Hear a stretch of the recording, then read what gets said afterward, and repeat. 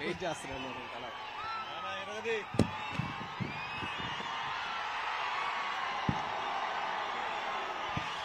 సభకు నమస్కారం.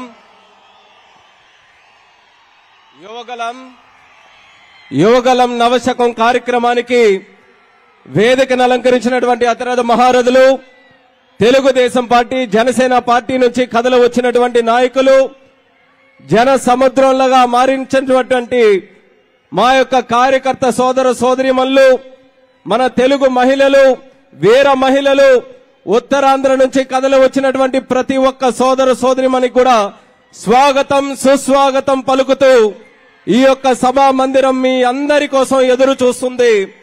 మరి ఈ రోజు మనం జరుపుకుంటున్నటువంటి కార్యక్రమం మన ఉత్తరాంధ్ర ప్రాంతంలో మనం జరిపించుకోవడం మన అందరం చేసుకున్నటువంటి అదృష్టం. ఉద్యమాల పురిటిగడ్డగా ఉన్నటువంటి ఉత్తరాంధ్రలో దేశ రాజకీయ చరిత్రలో ఒక ఘట్టంగా మిగిలిపోయేటటువంటి కార్యక్రమమే ఈ యువగలం నవశకం కార్యక్రమం అనేది మీ అందరికీ కూడా తెలియజేసుకుంటున్నాను. ఎక్కడ మొదలైంది యువగలం? జనవరి 27 కుప్పంలో మొదలైనటువంటి యువగలానికి చిత్తూరు చిందులేసింది, కడప కదిలింది, కర్నూలు కన్నుల పండుగగా మారింది, అనంతపురం ఆత్మీయతను చాటుకుంది, నెల్లూరు నడుము బిగించింది, ఒంగోలు ఉరకలేసింది, గుంటూరు గర్జించింది, కృష్ణమ్మలా కరుణ చూపించింది, గోదావరి గర్జించింది, విశాఖపట్నం విజృంభించింది, విజయనగరం విజయ పతాకాన్ని ఎగరేసింది.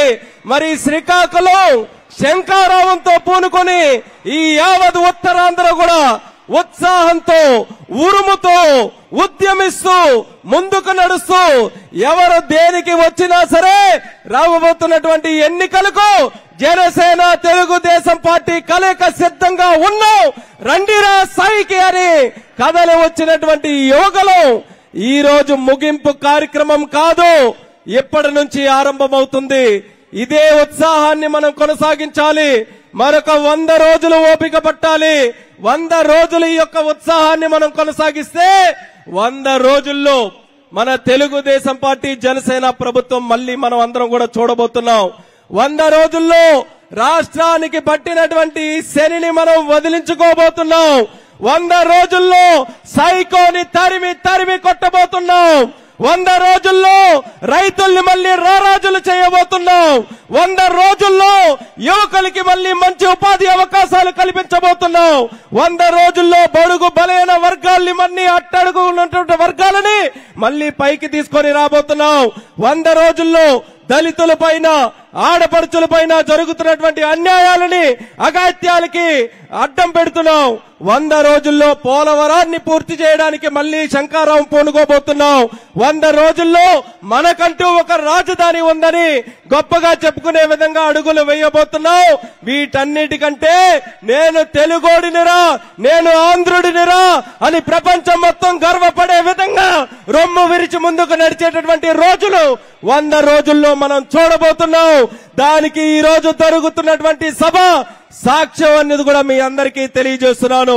అందుకనే ఇదే ఉత్సాహంతో ఈ 100 రోజులు ఏ రకంగా 4.5 సంవత్సరాలు కష్టపడ్డామో అదే తీరుతో ముందుకు నడవాలి. 4.5 సంవత్సరాల క్రితం గుర్తుపెట్టుకోండి, ఎన్నికల ఫలితాలు వచ్చిన తర్వాత ఆ రోజు ఎంత పెద్ద మాటలు అన్నారు. 23 ఎమ్మెల్యేలు గెలిచాం తెలుగుదేశం పార్టీ తరఫున, 3 ఎంపీలే గెలిచాం. తెలుగుదేశం పార్టీ పని అయిపోయింది, చంద్రబాబు నాయుడు గారి పని అయిపోయింది, ఇంకా పసుపు రంగు అనేది కనబడదన్నారు. ఒక్కసారి వచ్చి చూడండి నా కనుచూపు ఎంతవరకు కనబడుతుందో. తెలుగుదేశం పార్టీ పసుపు రంగు, జనసేన పార్టీ కార్యకర్తలు కనబడుతున్నారంటే 4.5 సంవత్సరాల్లో ఈ ప్రభుత్వం, ఈ దుర్మార్గుడు, ఈ జగన్మోహన్ రెడ్డి మనకి ఎన్ని ఇబ్బందులు పెట్టినా సరే గుండె ధైర్యంతో ముందుకు నడిచాం తప్పితే ఏ ఒక్కరం కూడా వెనకడుగు వెయ్యలేదు. అది తెలుగుదేశం పార్టీకి, జనసేన పార్టీకి ఈ ఆంధ్రప్రదేశ్ మీద, తెలుగు గడ్డ మీద ఉన్నటువంటి నిబద్ధత అనేది మరొకసారి మనం అందరం కూడా చాటుకునే పరిస్థితికి వచ్చాం. ఇదే స్ఫూర్తితో ముందుకు నడుద్దాం. అందరూ కూడా కలిసికట్టుగా చాలా చక్కగా కార్యక్రమాలు ఈ రోజు వరకు కూడా నిర్ణయించుకొని ముందుకు నడుస్తున్నాం. ఇంకా రాబోతున్నటువంటి 100 రోజులు అదే క్రమంలో అదే క్రమశిక్షణతో ముందుకు నడుస్తూ అనుకున్నటువంటి లక్ష్యాలని దాటుకుంటూ ముందుకు వెళ్లే విధంగా మనమందరం కూడా నడవాలని మళ్ళీ మీ అందరికీ కూడా తెలియజేసుకుంటున్నాను. మరి ఈ రోజు ఈ సభలో చాలా మంది స్పీకర్స్ కూడా ఉన్నారు. మరి ఎక్కడైనా సరే కొన్ని పొరపాట్లు జరిగితే ముందుగా మరి ఇక్కడికి విచ్చేసినటువంటి వాళ్ళు ఏర్పాట్లు కూడా మీరు చూస్తున్నారు. లక్షల మంది జనాభా కదిలి వచ్చినటువంటి ఈ సభ ఎక్కడ ఏ తప్పులు లోటుపాట్లు పొరపాట్లు లేకుండా జరగాలనంటే ఎవరి తరం కూడా కాదు. అందుకే పెద్ద మనుషుల్లా ఎవరికైనా ఎక్కడైనా బాధ కలిగినా ఎక్కడైనా ఏదైనా తప్పు జరిగిందని అనిపించినా సరే మనస్ఫూర్తిగా మీరందరూ కూడా క్షమించి ఇది మన కార్యక్రమంలో ఏ ఇబ్బందులు వచ్చినా సరే అది అందరం కూడా కలిసికట్టుగా భరించాలనే ఆలోచనతో అందరూ కూడా ఆశీర్వదించండి. ఈ రోజు ఈ సభను చూసి బాధపడాల్సినటువంటి వ్యక్తి ఎవరైనా ఉన్నారనంటే అది ఒకే ఒక్కడు తాడేపల్లిలో పడుకున్నటువంటి